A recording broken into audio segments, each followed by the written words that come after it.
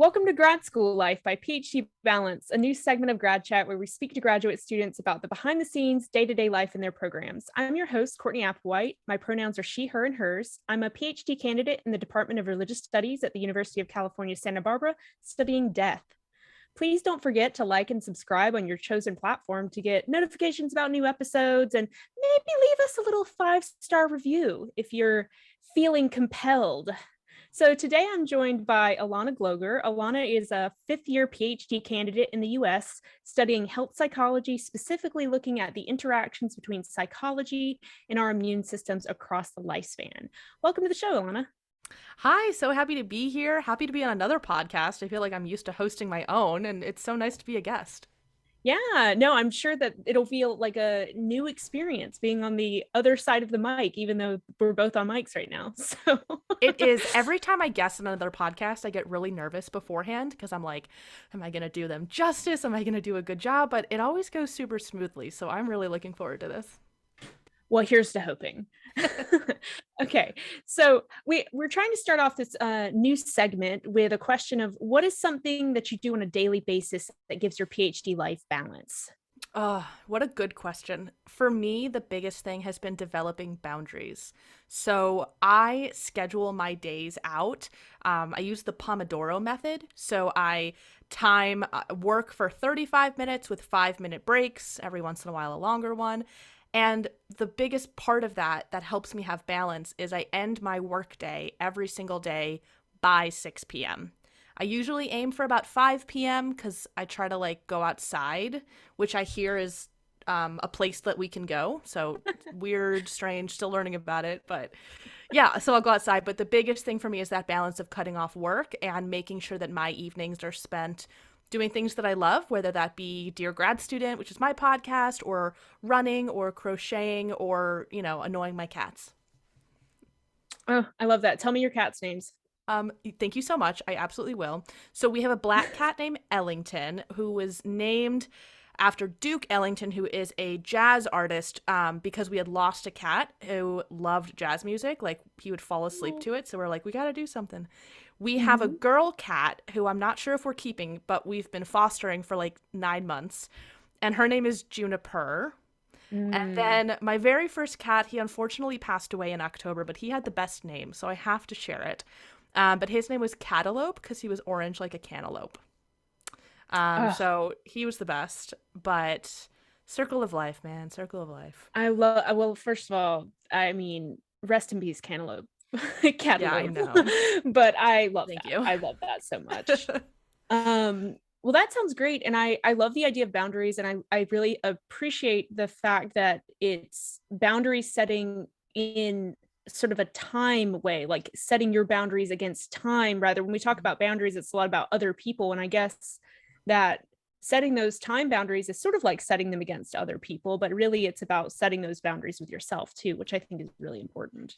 Yeah, and the time piece is important for me. I was recently, not surprisingly, diagnosed with ADHD. So I am totally what they call time blind, even though that's not so much of a great term. But what that really means is I have no concept of time. I'm late to everything. I think something will take 5 minutes and it takes 35. So if I don't set myself a schedule with a timer that goes off in the background, I don't know how long I've taken. I don't know what's going on. And so I have to impose those boundaries for myself.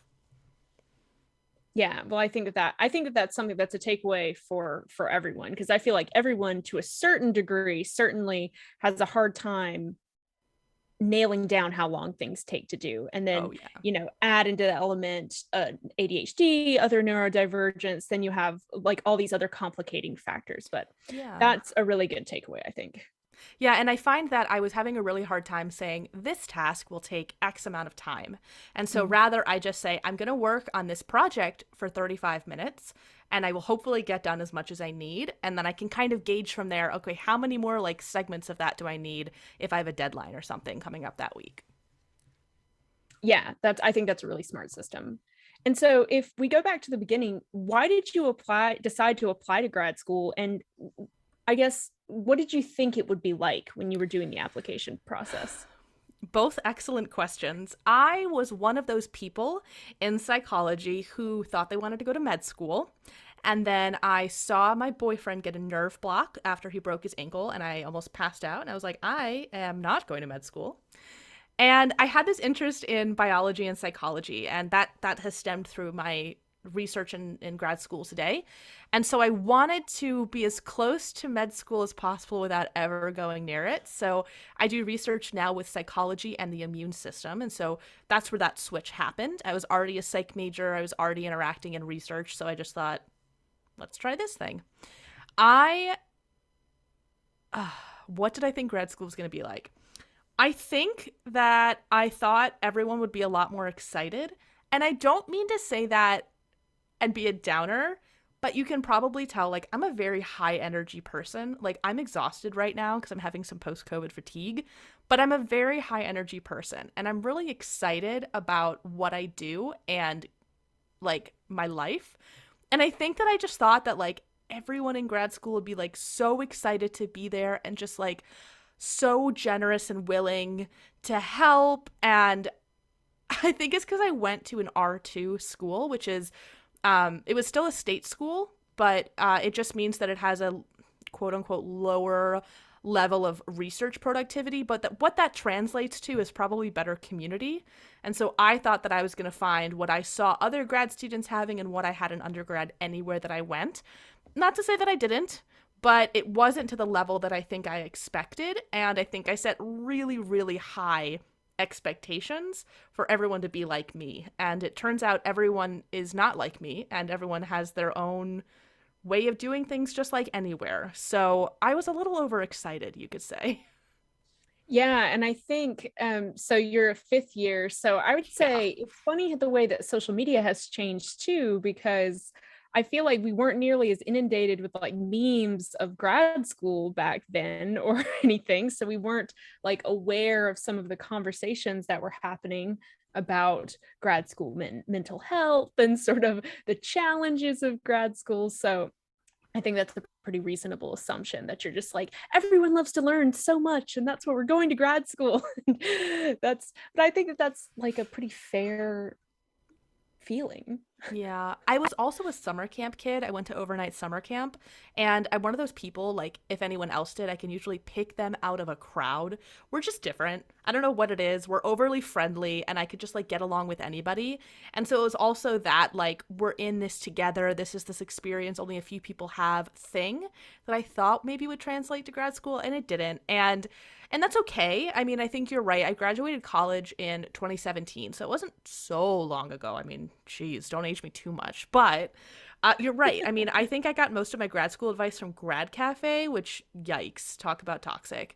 Yes, that was like So really a relic of grad school past, right? it's Like still it's going on. very They're like still old doing it. school. Yeah, it's like old school internet though, like forums, Yes. and like it's really kind of like it's like an age, like a sort of a relic of the past in some Yeah. ways.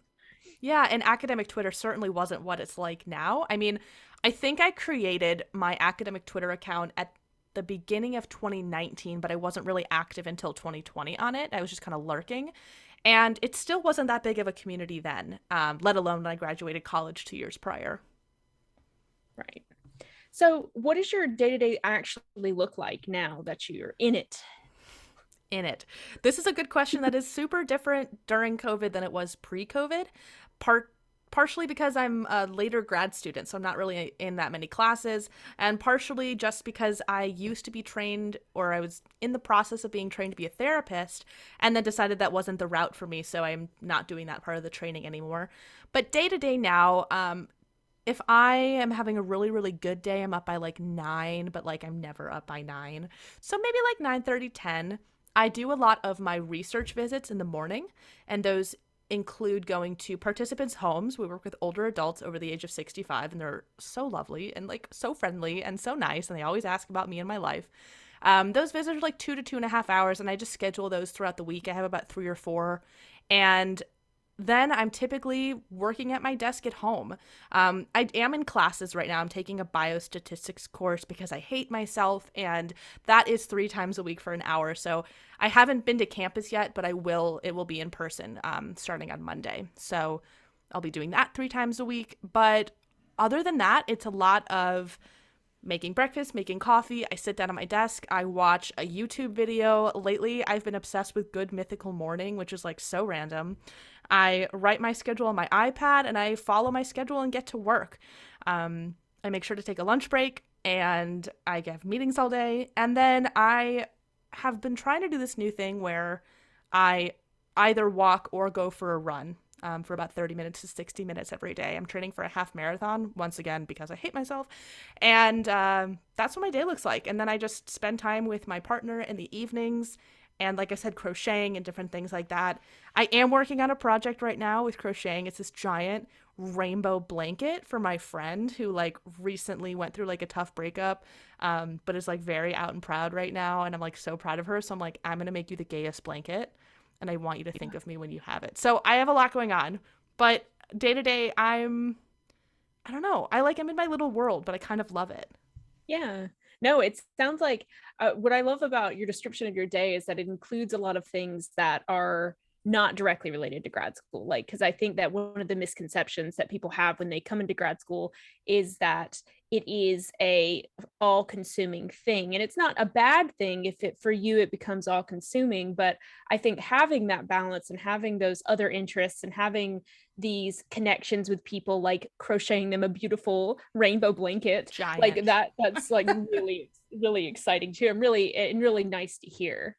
Yeah, and I find that it's been really good for my own mental health to have other like goal oriented activities not related to grad school, because sometimes I find out that like, oh, I think I'm burnt out, but I'm just burnt out in grad school. And so I don't want to, I'm not trying to say like I'm a this driven person, but like when I get finished with schoolwork, sometimes I still like to work towards something. I don't love to just like sit and do nothing. I mean, I do that, but having a little crochet project, which is like relaxing, but it's still a goal, like I still have an end that I'm trying to reach and I have steps to reach that, like that feels very fulfilling.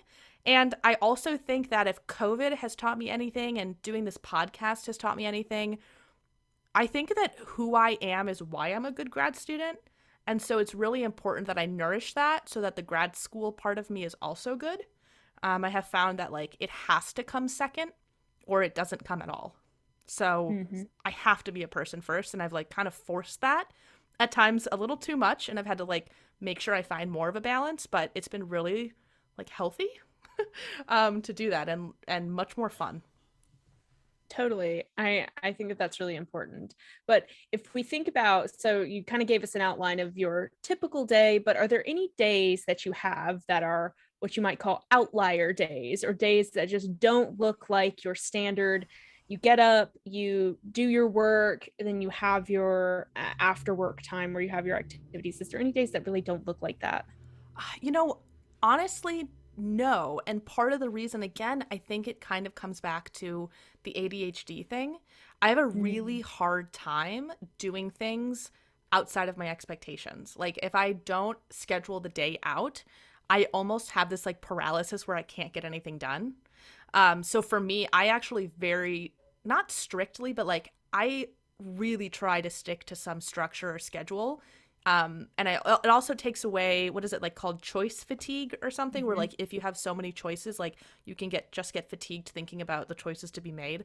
I try to take a lot of that away because I do get sucked into that.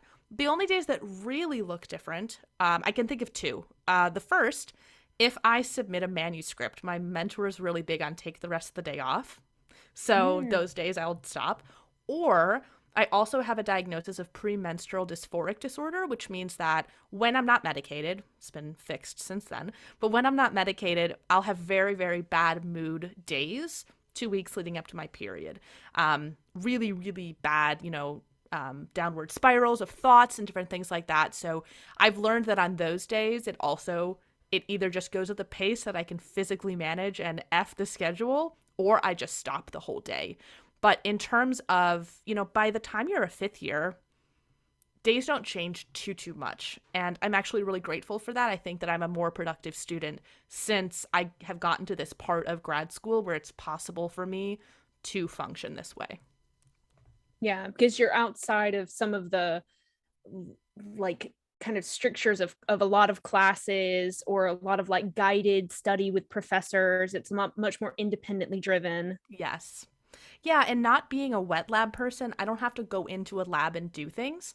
My lab has had data being collected on the same older adults for like 10 or 15 years. So we have a lot of the data that we need. Yeah, it's like fantastic. We have a lot of the data that we need, and there's a lot of publicly available data sets out there that have variables that I need. So the only time I'm really collecting data is going to be for my dissertation, but I haven't started collecting for that yet. So it's kind of this like nice, I almost feel like a postdoc right now because I just feel like I'm independently working and checking in when needed as opposed to like Yeah. being checked in with, if that makes sense. Right. Yeah. Because I think there is this shift that happens in your grad school when you're doing something like long term, like the PhD.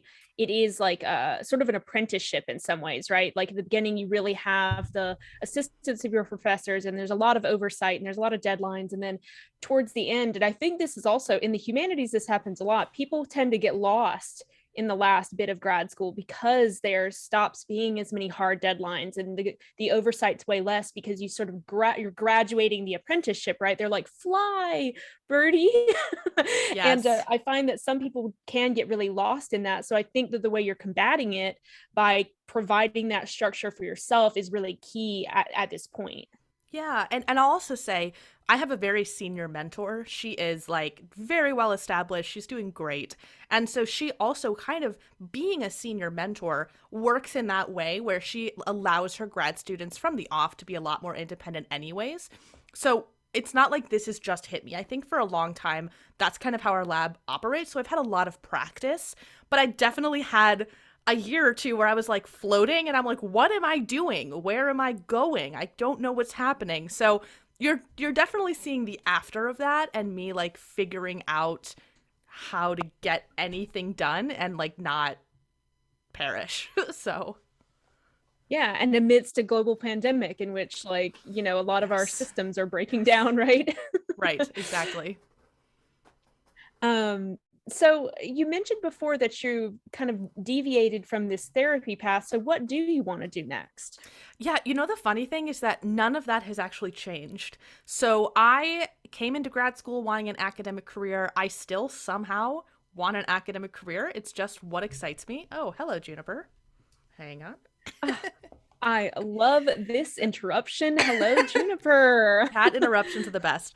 But yes, so I've That always seems like a wanted. failed foster to me. Oh, 100%. Her issue is that she likes to murder other cats. So she's Oh. not integrated with Ellington and it's been 9 months. But like we're so close. She's doing great. Mama's Oh proud. She's yeah. doing so good. Okay. Oh, But oh my goodness. she's still here. Okay. So I've always wanted an academic career, and that really hasn't changed. I think I forgot the beginning part of your question. Oh, just what do you want to do next? Because I know Oh, you, well, thank you you. That mentioned is that what the you'd moved question away was. from the Oh, therapy track. Yeah. that's what you said. Yes. Yeah. So Yeah. initially, I still wanted to do academics. I still wanted to do this research in psychology and immunology, and that is what my mentor does. And she was clinical, but she hasn't done. I don't even think she has her license renewed anymore. I mean, she doesn't do supervision. She really doesn't need it. So I've never done work with anxiety or depression, or I've never really done research in that anyways. So very literally the only thing that changed for me is that I'm just no longer being trained to be a therapist or seeing clients anymore. I think it was a great experience in visually understanding like this is what therapy looks like. This is what people look like coming to therapy who have emotion dysregulation or stress or like whatever it might be. I think it really informs the questions that I want to ask as I consider people as people. And I think about how people cope through living. I mean, I have a really big interest in stress, but I didn't like being a therapist. Despite that, I love talking with people and I love mentoring. I just didn't like it, and that was okay. And so nothing changed. I would love to be an academic. I want to be a professor. I want to mentor. I want to teach. I want to do research. And I'm not sure why I still want that, considering all that I know, but here I am. Well, I think that there's still a lot to recommend the like academics in the academic profession, right? I think that it's really important to normalize the conversation about all like alternative careers other than academia, because for so Yeah. long it was like felt very railroaded, like you only have one choice and that's to go into academia. So it's important we're normalizing that conversation, but I think it's also important to acknowledge that, a lot of people are attracted to a PhD because they love to teach and they love to mentor and they love the research, and that's the path for them. And so I think that there's space for both. I love that. That was very therapeutic of you. Both can be true. I love that. Yes, that's right. I'm not trained. Do not come. That's okay. I just get a lot of therapy, and that's how I. Oh my God, that's so beautiful. Therapy's great. The tools. I'm just passing it forward. I love to see it. I love to see it.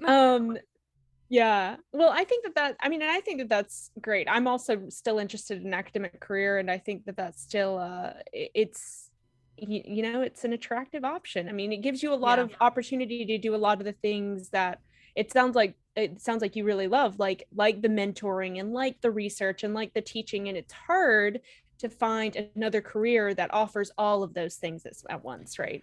Yeah, and I think that if there's another thing COVID taught me, I used to be one of those people. I just said this in a recent episode I recorded on my podcast about rejection and imposter syndrome with Dr. Lisa Jaremka, which we can link or people can just go look for it. But I really feel like COVID has taught me that I am no longer the kind of person who is like, I'll move anywhere in the US to get the job I want. I am not. I have a couple of cities I'd really love to move to that have very, very good centers for health psychology and what I do. So they're very real options. And I would love to land in those places. But if I don't, I am fine going into industry or going into a different position if it means that my grandparents get to meet my kids. If it means that I can drive home and see my mom when I miss her. And I didn't care about those things ever in my life until COVID. So I don't know. I guess that would be the only thing that has changed about my thoughts about the future is I am willing to give this up for some things in life that I do realize are more important for me personally. Yeah, and that's all this negotiation of growing up is, right? Oh, it's finding those priorities and values and then figuring out ways to make your life align with those in different ways. Yeah, I'm calling it my mid-20s renaissance because I decided that crisis is just not the language I like to. It's not enough self-love in that language because I'm evolving. I'm not falling apart, I'd like to say. So it's my mid-20s renaissance. And I agree with you. When I really think about it, was it COVID or was it just the mid-20s growing up thing? I don't know. It might have been the perfect mix of both, but I don't know. I flipped a page. I'm new, I'm different. Well, I'm going to steal this because I think that the idea of the Renaissance is so much better than a crisis, although it does sometimes feel crisis-alike. I think that the language is important in the way that we use it, right? So a Renaissance was also a pretty messy time too. So there's time for revolution and I renovation. feel they end the Renaissance period better than they started. Whereas crises don't always end better than they started. It just it's usually a boom. But there's no guarantee of the upswing. But I feel like a renaissance, by definition, is on the up. Even if it's a bumpy road, you end on the up. So I'm just manifesting that. There's a growth, implication in a renaissance, right? You are growing in it. Crisis is more of just a stagnant kind of falling apart event thing that happens. Yeah, exactly. Stagnant collapse. Yeah, can't have that. No. Well, this has been great. Thank you so much for sharing a little bit more about your experience in grad school. And where can our listeners find you online or in the world? Oh, goodness. Yes. So if there's anybody who heard this episode and is wow, I want to hear her talk more about herself in grad school, you can check out my podcast, Dear Grad Student, where I rant about these things full time. You can find the podcast on any of your favorite podcast apps, but I also have a website. So that's going to be deargradstudent.com. There's merch. All the episodes are there. There's ways to support the podcast, etc. I'm also on Twitter at Dear Grad Student, on Instagram at Dear Grad Student Pod. I have a Facebook page. Or if you're just I don't care about your podcast, but you were cool, you can check out me on Twitter at Elana_Gloger. So that's ELANA_GLOGER. And I drop new episodes for the podcast on Mondays. And that's me. Excellent. Everyone needs more podcasts. I I need agree. more podcasts. Everyone needs more Have podcasts. you heard Dear Grad Student? It's this podcast I host. No, just kidding. Yeah, I don't know if you've heard, but I have I don't I know. host a podcast. No. I'm very annoying on Twitter about it, so sorry if you haven't heard, but No, well, everyone's gonna know now. thank you. Well, thanks to everyone for joining us. This has been Grad School Life by PhD Balance. Episodes of Grad School Life are posted on Thursdays, and Grad Chat episodes are now posted on Saturdays on both our podcast platforms and YouTube channels. So, for more information about Grad School Life by PhD Balance, you can check out our website, phdbalance.com, or follow us on Twitter and Instagram at PhD_balance. You can find me at CApplewhiteX on Twitter and Instagram. I don't really post anything exciting, but I'm there. And until next time, bye, y'all.